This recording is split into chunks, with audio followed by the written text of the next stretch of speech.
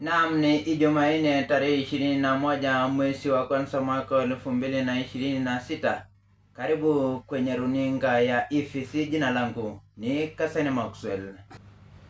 Serikali imeigiza wanafunzi katika maeneo mbalimbali ya chini ili kutathmini sababu ya elfu ya wanafunzi wa gredi ya 10 kutofika shuleni hadi sasa. Hii ni baada ya Wizara ya Usalama wa Taifa kukiri 60% walioripoti shule uwezo wa kujiunga shule walizotakiwa kujiunga nazo. Wataalamu wa elimu kwa mzigo mzito mtaala hivi sasa CBE inawatia wasiwasi. Kufika hadi sasa haya ya kijiri, waliofanya vyema mtihani wa KPSEA kusalia.